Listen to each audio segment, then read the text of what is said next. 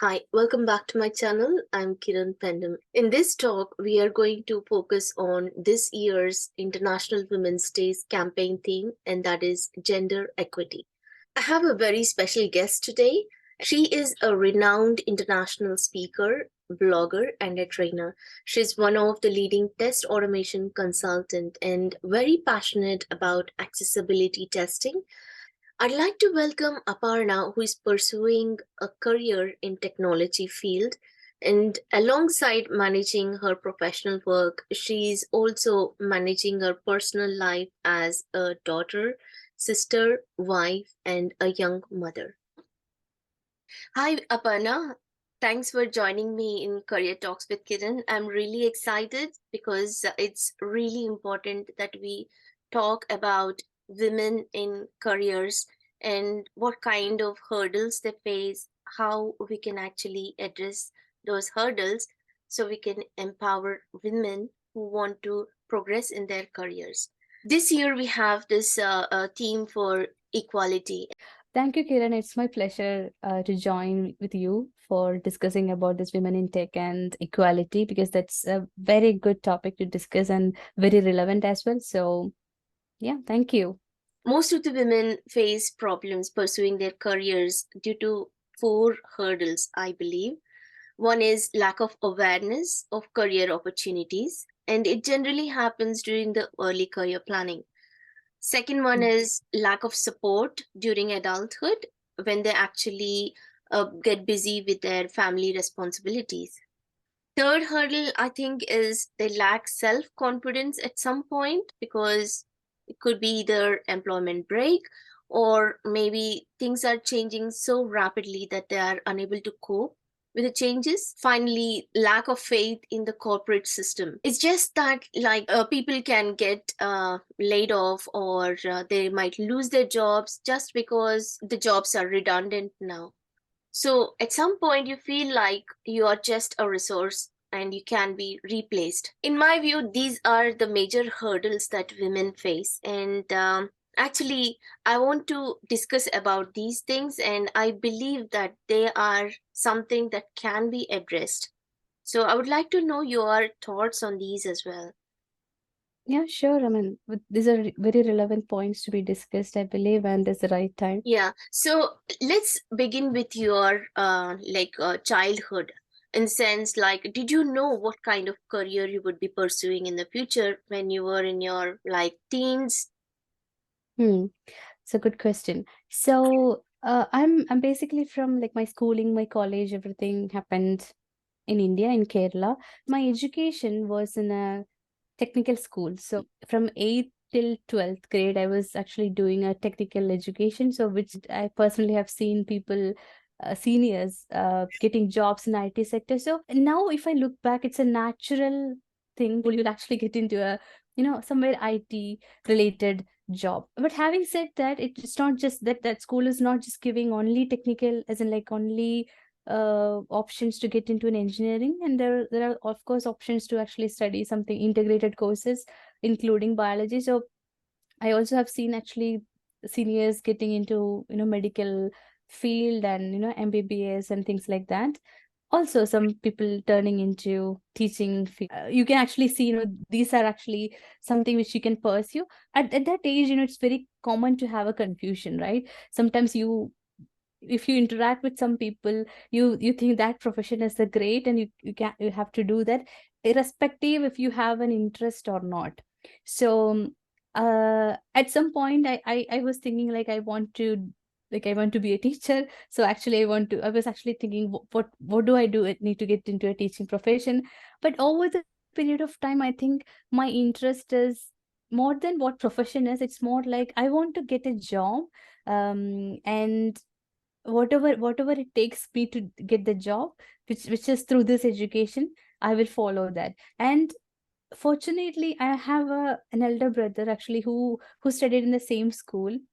He pursued this engineering, and then he became an engineer in one of the companies, like IT companies in India. He was there to actually guide me through what I wanted. I still remember, like, when I completed my 12th grade, there was that critical stage in our, like, all of our lives. We have to actually choose what field we need to continue further, whether it is engineering or a medical or something else or a science, or there are so many options. And my challenge was that what is that actually I like, because I and of course then the comparison will be based on the score. Okay, did you score good in that subject? So that which means like you can actually go and study that subject. So there was a confusion, but I think by thinking about what job I wanted, I was clear that I wanted to get into a tech, and then I want to. So if there were options like plan A, plan B, and plan C, right? Of course, like everyone will have that. So for me, plan A is of course to be into tech.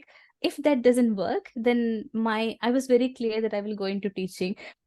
I did my BSc after my 12th. I did my BSc in electronics. So that college is again, when I was studying, we had only two choices, like computer science and electronics. And that college was very close to my house. We decided to join in that college and study BSc electronics. So and like I said, like because I had my brother who was already working in a company, he was there. He was like a constant support. He was like for me, like he was a guide. He actually tells me what stage what to do. Like he prompts me in the right direction. So he is aware that some of the companies do this recruitment even for the BSc graduates, because if I have to get into a technical or IT sector, then I have to study engineering. But that is not true. So when I think I was doing my third semester, like second year, my brother suggested me to actually start preparing for this, recruitment exams and things like that. So he actually gave me two books, like one aptitude, max solving issues, and an analytical reasoning book. So he said, like, these are the things would actually need for you to clear the interview first. There used to be a template for clearing the exams and things like that. So start preparing. Although back in my mind, I have a feeling BSA is not enough. I need to do higher studies. But my first preference was to actually get a job. And that was 100% I was clear about that. So even after BSc, my family asked me to actually do higher education. And I did write entrance examinations. I even got into an admission in MCA in a college. But I was keep trying up for these jobs. Like, I was attending interview, writing tests, attending interviews. So even after taking an admission in a college for MCA, before the classes were starting, I got a confirmation from one of the interviews that I attended previously that, I got selected, and that was it. And then I had no other, I didn't have a second thought. And that was Wipro, and Wipro was actually offering a higher studies as well. And for me, it was like a dream come true, because I'm getting a job as well as I'm getting an opportunity to study as well. And that degree was from BITS Pilani, one of the renowned universities in India. So what more to look for a graduate person in that age, right? So yeah, that's how my career started from. If you look back, like I didn't have any other privilege. I was not in city. I was in a very small village town. So there were of course hurdles. Now if you speak, it's very easy, it looks very easy that you studied, you wrote an entrance. But there were hurdles, like getting into, even for going into interviews, going into this test was not easy. I had to travel 4 or 5 hours from one place to another, uh, sometimes with my parents, because it's not necessary that my friends were with me always, because everybody has their own different priorities and importances. So most of the time my dad used to come with me for this long travels, and he had to wait for my results. Of course, I feel myself as like privileged, because I had somebody to guide through it. But um I think it's important to have that urge also. Even if my brother was there to guide, if I was like, no, I don't want to do, or like I wasn't taking it seriously, I don't think I would have even listened to what he was suggesting, right? So even if I do that, it wouldn't be like, I wouldn't probably enjoy doing what I wanted to do. I think you actually brought a lot of things that are very important. I think urge, having that desire within us that we should pursue a career is really important. Only then can we do something about it. I mean, Yeah. there are a lot of women who are educated, well educated, but still they do not have that kind of desire. Maybe that is okay because they are happy, whatever the choices they made, that's fine. But the thing is, there are some women who want to pursue their careers, but still, like, due to lack of awareness of the opportunities, they do Yeah. not land up in right places. And it's really great that you got the support from your be it like your dad taking you to interviews. I think not everyone gets that kind of opportunity. In fact, Yeah. I feel glad whenever I think about my parents like taking me to places. In fact, my dad took me to a different state in India. Like, I he took me to Delhi, and that was he I was applying for a job which I felt that it was for boys at that time, Mm. but Mm. I do not know. My dad took me there, and it's such small things. I think they just give you confidence that you Yeah. can go for it. It matters Exactly. a lot. Having guidance from your brother, like, I think that is also really important. Otherwise, we are not prepared in the right way, right? Getting Exactly. to know about assessments or aptitude tests, like, they are like screening tests for us to get into such opportunities. Knowing Yeah. them, preparing them is really important, and some, they do not even know about these things, and they just Exactly. don't get past that. Yeah. So all these things, I mean, coming from a small place and traveling to other places which are far, I think taking that initiative and having that desire, this all matter, and these Yeah. are very important during those early stages when we Yeah. are thinking about our future careers. Yeah, And I mean, it's so true, right? Because you easily slip off things. Like, okay, I remember, like, 4 o'clock, 4 a.m. in the morning, we have to start because 7 o'clock you have to reset. So maybe you'll be waking up 3 o'clock. I mean, at that age, even your parents are not very young, right? When you are in your universities, or like they'll not be young. So for them to travel along with you, it's very easy for you to decide, no, I don't want to go. So I think yeah, parent support, like, the family support is really, you won't realize at that point, because like, now as I speak about it, I'm actually really understanding the importance and thanking them. yeah. Yeah, but at that age, it'll be like, yeah, you just have to go and do it. It's Yeah. difficult. The other very interesting thing I noticed was you completely busted this myth of like you have to be an engineer to get into a technology field.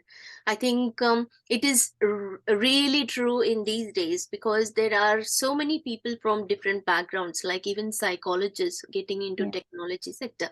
And it's not like very early on you have to get into tech. You can get into tech in at later stages of your life too, but there is this myth that you have to be an engineer, you have to just do the coding part, and only people who can develop can get into the technology. I think there is a lot of like assumptions there. But Yeah. yeah, thanks for like highlighting that part, that you can consider other pathways to get into technology, and it's Yeah. really great. How did you get back to your career after having an employment break? Was it easy? Like, how did you manage?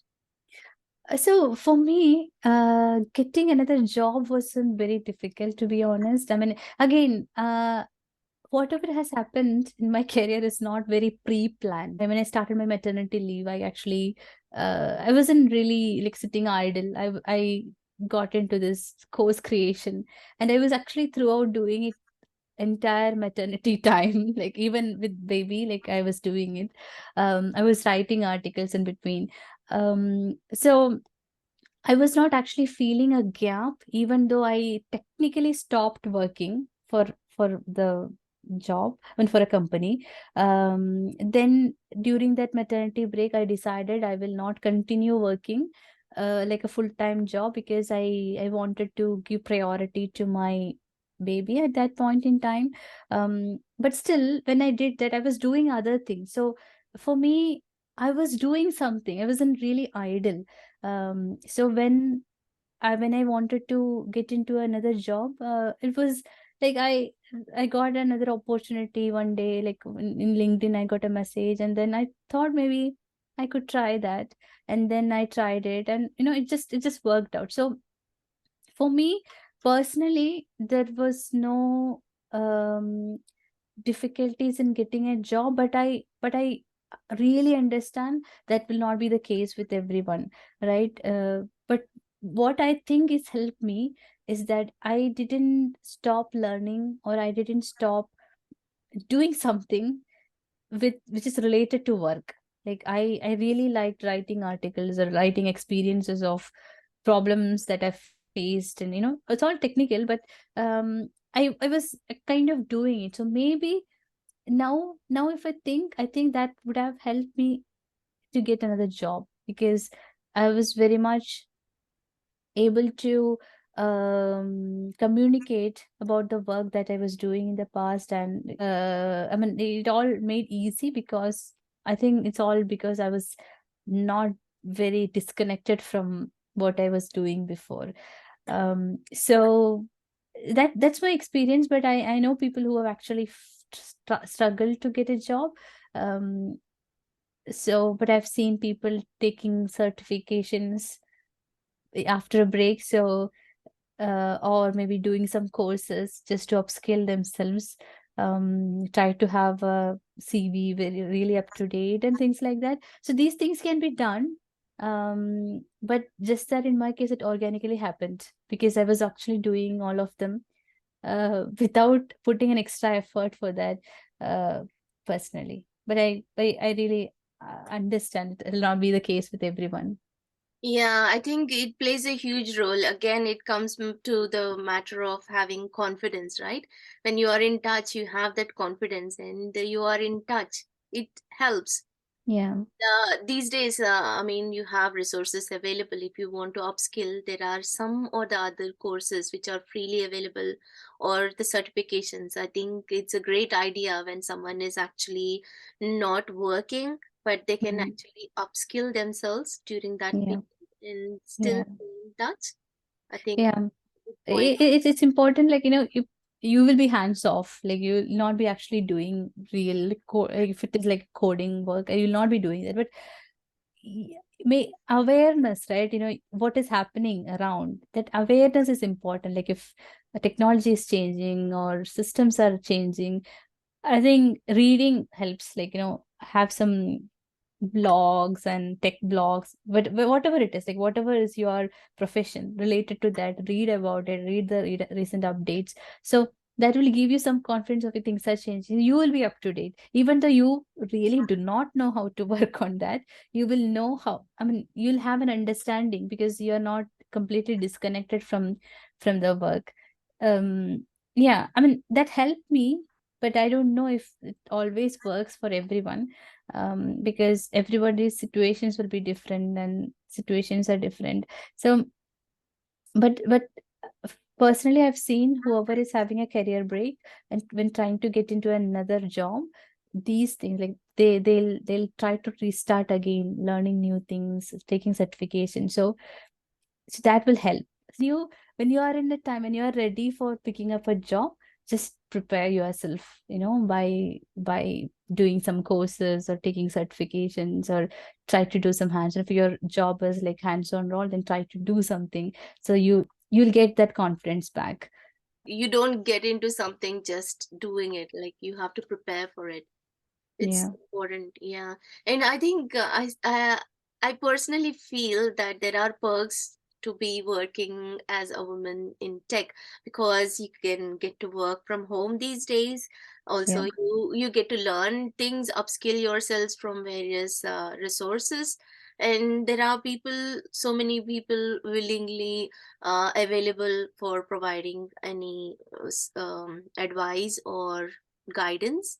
I mean, you can connect to the right people using LinkedIn, or you can get in touch with people in networking events. Yeah, I think that's really important. Networking events, like some conferences are free. If you are not, I mean, if you cannot bear the expense of paying this fees for going to conferences, there are some meetups, free meetups, organizers. So join in those meetup groups, try to go have some connection. So it's all like-minded people. So when you talk to them, you will naturally be, inspired, and it'll give you more opportunities as well. So yeah, these are the things, networking, and it's really a good point, I guess. I mean, every we can see now a lot of women in tech meetups and initiatives. I mean, whatever we discussed now is not just for women. I think it's for everybody, but we are just stressing out on women because there is a gap that we see at present, right? Yeah. So much like the representation of women in tech is so less that it's become very important that we address it. And it's not just the representation gap, but also like whoever is working in the technology sector, there is a huge pay gap as well. And Mm. unless we talk about it, these issues do not get addressed. And it is just about raising awareness Yeah. and talking about it more. Yeah. Yeah. Yeah, I'm just making the other people feel they are not alone. Like every other woman is actually going through a similar stage. No, if not exactly the same, but similar challenges and hurdles. Yeah, it's Yeah. all about yeah, solving, and how you are approaching your problems and solving them. Like, it's not easy. Like when we maybe when we hear when you maybe listen to this conversation, you might feel it's very easy. Like you've now you're talking about things that you have done in the past, but it wasn't really easy, right? Because when we really go through that situation, we had a lot of mental, physical challenges, confusions, but finally you are there, so you will be able to actually able to go through all of them and be able to be where you wanted to be. Yeah, I think quite often there are a lot of men supporting each other. They discuss about what they're going through, and they have support system. And when it comes to women, like they might not be having a large group, and it Hmm. they might be feeling missed out, or sometimes there are like only few women, or maybe you are just alone in the whole team, Team, just it the only happens. one woman, and it's Yeah, not unusual. So I think it is more important that we reach out and exactly. build our community and discuss these things. Yeah, that's another thing, right? I mean, you being alone in a team as a woman, I mean, yeah, it's really difficult situation. I mean, I think even it is not if men are in a group and only one woman being in that group, probably whatever conversation will be driven by men, probably it's not purposefully, but they just forget that there is another person, and it's all like majority are men. They might be forgetting there is a woman member sitting in that room, and maybe even forget about everything whatever they're talking. So you might feel isolated. So even I've been through the situation, and it's not easy to raise a voice and say that, hey, I'm here. I mean, it's not that easy to uh, do. It takes time, and maybe talk to your team about what you feel. I mean, it is hard. It's not really possible, but talk to your team what you feel. I mean, if you don't feel bad, you have the right to say you are all doing the same job. So you can say whatever you said is not probably right and you felt bad about it. So next time, the thing is that when you don't do that, next time they will not try to make a change, right? So if you say you didn't feel good about what happened in the previous meeting, next time, even if it is one member, if he tries to make a change, that will be a big step. And so when that person does that, maybe slowly when people start noticing it, and then there will be a big difference. So Yeah, I think I've seen that like men in software companies, even though it is like male dominated, but still like they are willing to support, and you have that comfortable zone where you can work along with them. And I think there are some things that are really like supportive, even if you are working in a male dominated software field, but yeah, you still have the opportunity to work in such an environment. yeah, right. Yeah, cool. All right. Thanks so much, Aparna. I think it was a great conversation and I really enjoyed it because I think most of the things that we talk today, the hurdles about women pursuing their careers and how they can overcome them, we really believe that it is mostly our effort and our attitude, the mindset, and how we take the opportunities. Sometimes we might think that this is not the right opportunity, but giving it a try does no harm, and at times maybe it can just help you in different ways. And I think it keeps us ahead as well, like knowing what's going on in the current market. In summary, I think women can overcome these hurdles by taking the initiative, hugely taking ownership for their own careers. If needed, they can always reach out to other professionals or anyone who can actually provide some kind of advice or support. And there are companies who are trying to encourage women, so Yeah. knowing more about such initiatives is also something helpful. Thank you so much for sharing a lot of wisdom, and I really appreciate you giving me time in coming to my talk. In Thank if you. you have any other advice. Oh, thank you so much. I mean, it was really a pleasure talking to you too. I hope some of the things that I've shared will be useful. And yeah, it's always an interesting topic to always talk to, right? It's like a never-ending conversation, maybe. It's not necessarily an advice, but I think, I mean, I've personally taken chances. Like sometimes people say like it's just, without thinking too much, you're just actioning it. But I have done that, and sometimes it's like it didn't work, but sometimes it works.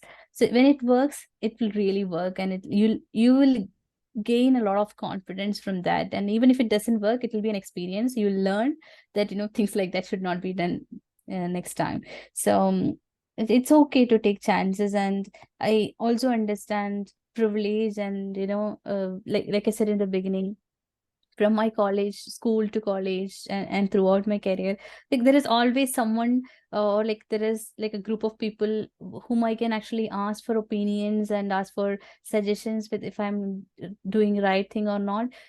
I mean, I understand not everyone will have that, but if you do not have that, you can always, I mean, personally, if you do not anyone personally, a friend or a family person, but you can always rely on these communities. And of course, in these new, like these days, like current situation, a lot of organizations like try to make your own decisions. Like it's like it's not like work is for everyone, like it's like not a male or female thing, right? It's all about job and work, so you have the liberty to make decisions on it. Of course, priorities will be different from time to time, especially being women, we will be playing different roles in our life, so priorities can change. But if something happens in life, doesn't mean that you have to stop everything. You should be very ambitious about your future and career, is in my opinion. I mean, if that works, it'll be really really good.